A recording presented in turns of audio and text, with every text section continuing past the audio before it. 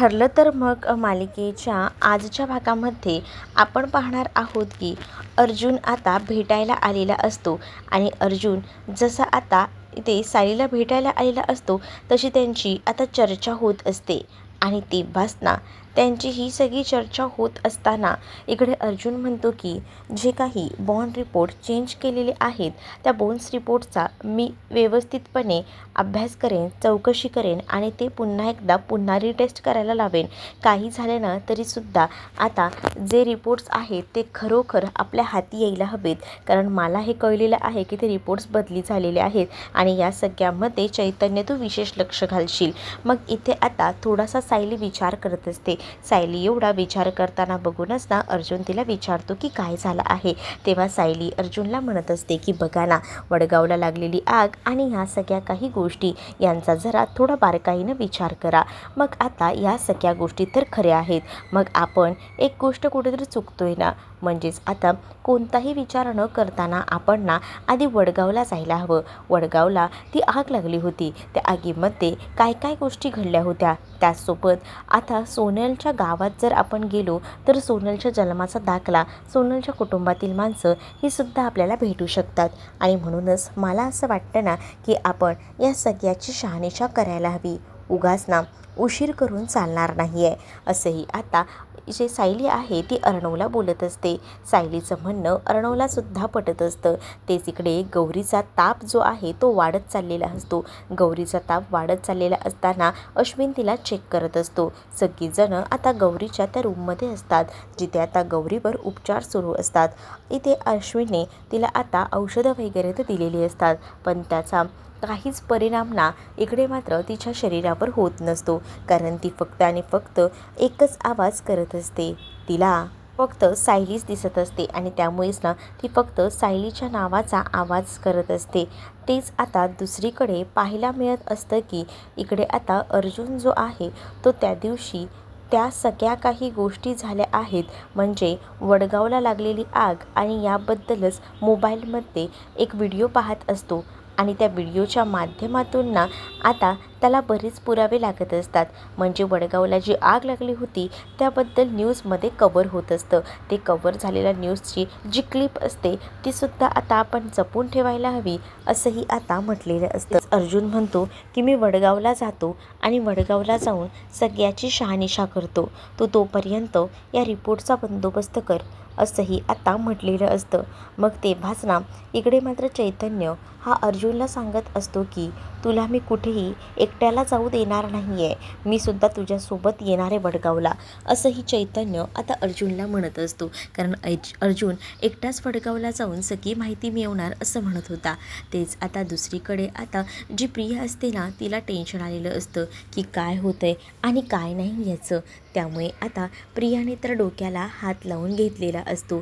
प्रिया जसं आता डोक्याला हात लावून घेते ना तसं आता तिला श्वेताचा कॉल आलेला असतो. ती श्वेतासोबत फोनवर बोलत होती.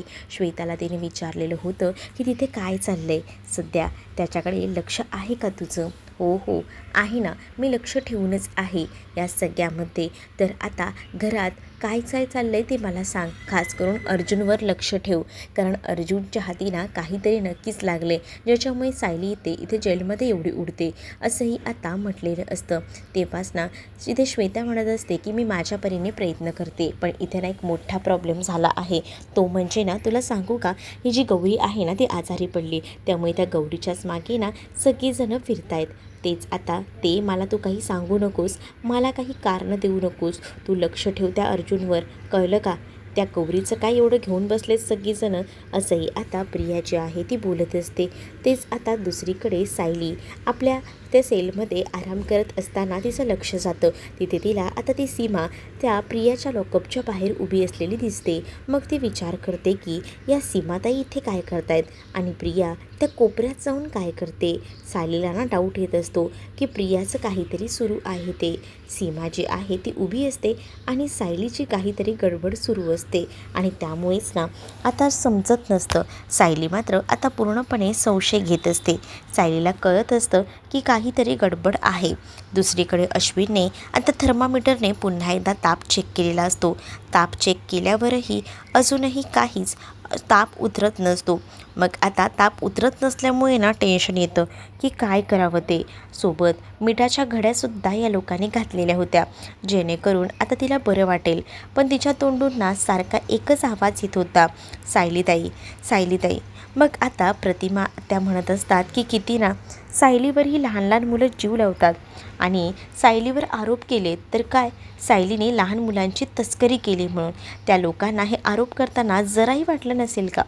तेच आता दुसरीकडे पाहायला मिळत असतं की इकडे आता अर्जुन आलेला असतो आणि अर्जुन जसा आता येतो ना तसं मात्र आता अर्जुन म्हणतो की काय झालं आहे, काय घडलं आहे का. मग आता अर्जुन मला सगळीजणं सांगतात की ही बघ ना किती आजारी पडली, औषधं देऊनसुद्धा तिच्यावर काहीच फरक नाही आहे, पण हिला हॉस्पिटलाइजसुद्धा आपण करू शकत नाही ना, ती किती लहान आहे, असंही आता त्यांची चर्चा होत असते.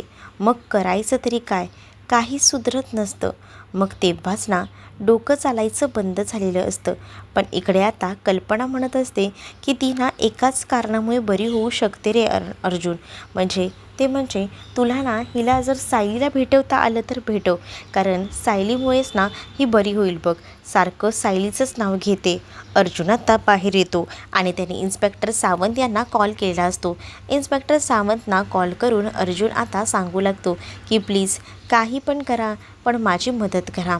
मग आता अर्जुनला एवढ्या सगळ्या काही गोष्टी सांगितल्यात म्हटल्यावर आता अर्जुन जो आहे तो सुद्धा आता सावंत यांना सांगतो की त्या दिवशी मी तुमच्या पोलीस स्टेशनला आलो होतो तेव्हा सायलीलाही मी बोलवून घेतलं होतं, तुम्हाला आठवतं आहे ना. हो हो आठवतं आहे ना, बोला ना. मग आता ती जी मुलगी आहे ना लहान गौरी, तिला ना सायलीला भेटायचं आहे.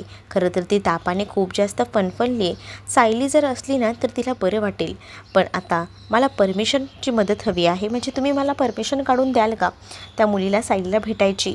मग आता इन्स्पेक्टर सावंत म्हणतात की हो मी करतो प्रयत्न, काळजी करू नका, तुम्ही घेऊन या. मग आता अर्जुनला बरं वाटतं, कारण अर्जुनला खूपच जास्त टेन्शन आलेलं होतं, कारण त्यालाही कळत होतं की काही झालं तरीसुद्धा ना आता उशीर करून चालणार नाही आहे. त्यामुळेच मग आता तो पटकनी त्या गौरीला घेतो आणि सायलीला भेटायला घेऊन जातो. इकडे आता सायली जी आहे ती गौरीला बघून खूप जास्त अशी खुश झालेली असते आणि ती आता म्हणत असते की गौरी बाळा आलीस का तू. हो हो आले ना मी, मला ना आनंद झाला आहे. हो दिसतोय ना तुझा आनंद, तुला मला भेटून. अगं पण हे अंग किती तापले. मग आता ती म्हणत असते की सायलीताई तुला काय सांगू गं, मला ना बरंच नाही वाटत होतं, मला तुला भेटायचं होतं, पण आता मी तुला भेटली ना आता मला बरं वाटतंय. तू घरी कधी येणार आहेस, चल ना गं घरी, असं देखील आता गौरी सायलीला म्हणत असते. सायली म्हणत असते की बाळा मलासुद्धा तुझी खूप आठवण येते गं, पण इथेसुद्धा बरीच कामं आहेत ना, ती कामं वगैरे सोडून कशी येणार मला सांग ना, म्हणून मला यायला जमत नाही आहे, थोडं समज ना गं तू, असंही आता बोललं जात असतं. आणि जेव्हा या सगळ्या काही गोष्टी बोलल्या जातात ना तेव्हा मात्र आता गौरी म्हणत असते मग तू कधी येणार आहेस, तू कधीपर्यंत येशील ते तरी सांग, तर मग तू आता शहाण्यासारखं वागलीस ना की मी लवकरच घरी येईन. मस्त असं खायचं प्यायचं व्यवस्थित राहायचं, माझी आठवण काढायची नाही, मग मी तुला भेटायला लवकरच येईन, असंही आता ती त्या लहान मुलीलाच म्हणजे गौरीला समजावत असते. गौरीला आता एवढं सगळं तिने समजवल्यामुळे गौरीलासुद्धा आता बऱ्याच गोष्टी कळत असतात. पण सायली आता तिच्यासोबत बोलत आहे हे बघून ना तिथे असणाऱ्या सगळ्यांनाच प्रश्न पडतो की सायलीला अजून एक मुलगी आहे का. असंच आता आजूबाजूच्या कैदी वगैरे सगळे काही बोलत असतात, पण तिथे असणारी एक कॉन्स्टेबल म्हणत असते की नाही नाही सायलीला मुलगी नाही आहे, सायली तर आत्ताच प्रेग्नेंट आहे, हे पहिलंच बाळ आहे तिचं, पण ही जी मुलगी आहे ना ती आश्रमातील आहे. खरंच ना ती सायली किती जीव लावते मुलांना, असंही आता त्यांची आपापसात चर्चा होत असते, त्यांचं डिस्कशन होत असतं. तेच आता इकडे गौरी म्हणत असते की सायलीताई आता ना मला बरं वाटतंय, पण तू लवकर ये हां, तू जर नाही आलीस ना तर मला पुन्हा त्रास होईल, मला तू लवकर घरी हवी आहेस, असंही आता ती रडत रडतच बोलत असते. त्यावर सायली तिला समजावते आणि सायली म्हणत असते की बाळा नको इतका विचार करू, मी लवकरच येईन, पण कोणाला त्रास द्यायचा नाही हां, सगळं काही ना एकदम व्यवस्थित करायचं, कळलं ना, असंही आता बोलून समजावलं जात असतं. तेच आता ह्या सगळ्या काही गोष्टी ज्या आहेत त्या सांगितल्यानंतर ना पर्यंत वेळ संपलेली असते. आता वेळ संपली म्हटल्यावर चला मग आता गौरी सायलीला पुन्हा एकदा घट्ट अशी मिठी मारते. तेव्हा कुठे जाऊन सायलीला बरं वाटतं. मग सायलीसुद्धा आता थोडासा विचार करत असते. तेच आता दुसरीकडे पाहायला मिळत असतं की सायलीने गौरीला सांगितलेलं असतं की तुला मी गोष्ट नंतर सांगेन. गौरीला सायलीकडनं गोष्ट ऐकायची होती म्हणूनच मग आता ती तिच्याकडे हट्ट करत होती. पण वेळ संपल्यामुळे आता सायलीसुद्धा काहीच करू शकणार नव्हती. तेच आता सायली आणि इथे गौरी भेटत असतात ना तेव्हा अर्जुनचं लक्ष ना तिथे असणाऱ्या कॅमेऱ्याकडे जातं. कारण तिथे एक छोटासा का होईना कॅमेरा लावलेला असतो आणि त्यामध्येच तो आता विचार करतो की सायली गौरीवर किती प्रेम करते, गौरीला जीव लावते. हे सगळं काही या कॅमेऱ्यात तर कैद होत असेल. म्हणजेच उद्या जर कोर्टामध्ये पुरावे दाखवायचे झाले तर ते पुरावेसुद्धा मला दाखवता येतील. बरोबर, बरं काम झालेलं आहे असाही विचार आता इकडे अर्जुन करत असतो. आणि तो आता सायलीला भेटतो. सायलीला म्हणतो की मी आता निघतोय. मग आता सायली देखील त्याला म्हणत असते की काही काम ना रागारागात करू नका, शांतपणाने करा. हेही आता म्हटलेलं असतं. मग तेच ना दुसरीकडे पाहायला मिळत असतं की या सगळ्या काही गोष्टी ज्या आहेत त्या एवढ्या पटापट घडत असतात. त्यामुळे इथे अर्जुन जो आहे तो गौरीला घेऊन तिकडनं निघतो. गौरी आता घरी आलेली असते आणि निवांत पडलेली असते. तेवढ्यातच ना श्वेताचं लक्ष असतं. कारण तिला आता प्रियाने सांगून ठेवलेलं असतं की कुठे काय काय गडबड होते ना या सगळ्या काही गोष्टी ज्या आहेत ना त्यावर बारीक लक्ष ठेव. आणि म्हणूनच मग आता लक्ष असतं. अर्जुनला खरं तर निघायचं असतं. अर्जुनला वडगावला जायचं असतं पण तो घरात या संदर्भात बोलत नसतो. तो फक्त एवढंच बोलतो घरात की मला ना इमर्जन्सीमध्ये जायचं आहे जरा पनवेलच्या बाहेर. पण तू कुठे जाणार आहेस ते तरी सांग. पण तो बोलतो की आता मी त्या सगळ्या काही गोष्टी सांगू शकत नाही, फक्त मला पनवेलच्या बाहेर जाणं इम्पॉर्टंट आहे. मग तो आता खातही नसतो. पण सायलीच्या केस संदर्भात आहे का? हो, सायलीच्या केस संदर्भात आहे असंही आता तो बोलत असतो. तेच आता दुसरीकडे पाहायला मिळत असतं की अर्जुनला आता अर्जंटमध्ये कॉल आलेला असतो आणि त्यामुळे आता चैतन्याचा कॉल आला आहे म्हटल्यावर ते आता एकत्रच ना सगळेजणं तिकडनं जायचं बघतात. मग आता अर्जुन आणि चैतन्य आधी आता ते बोन्स रिपोर्ट्स करण्यासाठी जाणार असतात. कारण आता ते सुद्धा खूपच जास्त इम्पॉर्टंट होतं. जराही उशीर करून चालणार नव्हतं आणि त्यामुळेच ना या सगळ्या गोष्टींमध्ये चैतन्य आणि अर्जुन हे पूर्णपणे तयारीतच असतात. आता इकडे श्वेता जी आहे ती मात्र आता हळूहळू का होईना त्या तिला झोपवून ना आता इथे आलेली असते. पण तोपर्यंत अर्जुन निघून गेलेला असतो. तेव्हाच नेमकी श्वेता तिथे येते आणि श्वेता जशी तिथे येते ना तसं आता श्वेता जी आहे ती विचारते की सगळं ठीक आहे ना, मी अर्जुन सरांना पटकन जेवण वाढून देऊ का, म्हणजे उशीर नको ना त्यांना जेवण द्यायला. तसंही त्यांनी कालपासनं काहीच खाल्लेलं नाही आहे. मग तेव्हाच ना कल्पना म्हणत असते की अगं तो गेला, अच्छा म्हणजे ते कामासाठी निघून गेले का, असंही श्वेता विचारत असते. कारण श्वेताला ना सगळी माहिती गोळा करायची असते ना, त्यामुळे श्वेताचं आपलं माहिती गोळा करणं सुरू असतं. पण तेवढ्यातच ना आता तिकडनं स्मितचा आवाज येतो. म्हणून मग आता पटकनी ना तिला पाठवून दिलेलं असतं. मग आता काही झालं तरी गुपचूपपणे जावंच लागत असतं. तर दुसरीकडे मात्र आता सगळीजणं जेवायला बसलेली असतात. सगळीजणं जशी आता जेवायला बसलेली असतात ना तेव्हा आता तिथे ना अजून एक जण जी कैदी आहे तीसुद्धा बसलेली असते. पण तिचं वागणं ना भयंकर असं असतं. ती तिच्या मुलाला ना जास्त ओरडून ओरडून भरवत असते. तिचा मुलगा बिचारा खूप जास्त रडत असतो, त्याला त्रास होत असतो. पण तरीसुद्धा ना ती त्याची काळजी ना जराही घेत नसते. जशी ती आता त्याची काळजी घेत नसते ना तेव्हा मात्र आता या गोष्टी ना बरोबर दिसत असतात सायलीला.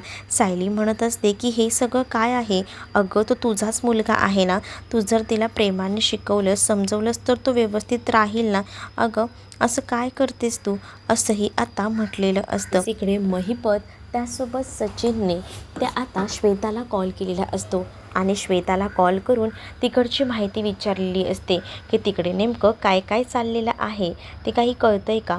हो हो कळतंय ना, या सगळ्या काही गोष्टी कळत आहेत, नको काळजी करू असं ते आता म्हटलेलं असतं. मग तेव्हाच ना का असं अरे मी इकडे सगळ्यांवर लक्ष ठेवून आहे. कोण काय करतंय ना ते व्यवस्थित मी बघते. आता येते. जेव्हा ही श्वेता फोनवर बोलत असते ना तेवढ्यात नेमकी कल्पना आलेली असते. कल्पना जशी मागून येते तसं आता लगेच श्वेताने ना कॉल ठेवून दिलेला असतो. आणि जसं आता ती कॉल ठेवते ना तसं मात्र आता कल्पना म्हणत असते की काय काय करतेस ते. मग आता कल्पनाला ती म्हणत असते की काही नाही, गोल्याला भूक लागलीच होती. बरं झालं काकू तुम्ही आणलंत ते. असं बोलून आता तिने पटकन ना महिपतचा फोन कट करून टाकलेला असतो. कारण ती महिपतशी बोलत होती पण जरा वेळासाठी म्हणून का होईना थांबली. नाहीतर काहीतरी गडबड तर नक्कीच होणार होती.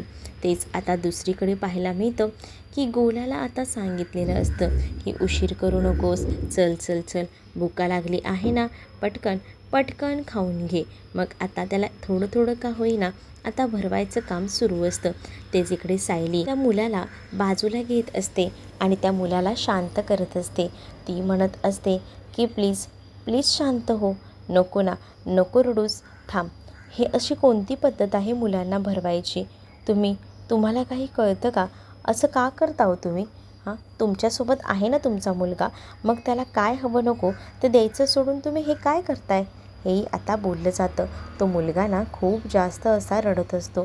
तो मुलगा जसा रडतो ना तसं मात्र आता इकडे सायली विचारते, हा त्यांचाच मुलगा आहे ना रेणुकाचा? मग तिला ना आता रेणुकाचाच तो मुलगा आहे, पण नाही ना ती त्याची काळजी नीट घेतच नाही. या कैद्यांचंही असंच असतं. इथे आलं की झेपलं नाही की हे असं करायचं. त्यापेक्षा जास्त शांतपणा करायचा नाही ना. खरं तर ना तिला इथे राहायचं नाही आहे, पण आता तिच्यामुळे या मुलालासुद्धा राहावं लागते. मग तिच्या घरातले आता कोर्टाकडे अपील करून ना पुन्हा एकदा मुलाला मिळवून घेणार आहेत. त्यांना असं वाटलं होतं की इथे तिच्याबरोबर मुलगांना खुश राहील, आनंदात राहील, पण त्या बिचाऱ्याला ती त्रास देते, किती तर त्रास देते बघितलंत ना, असंही आता म्हटलं जातं. खरं तर इकडे आता सायलीला लहान मुलांना सांभाळायला एकदम व्यवस्थित जमत होतं. सायली स्वतःच्या पदराचं त्याला खाऊ घालत होती, कारण त्याला पोट भरणंसुद्धा गरजेचं होतं.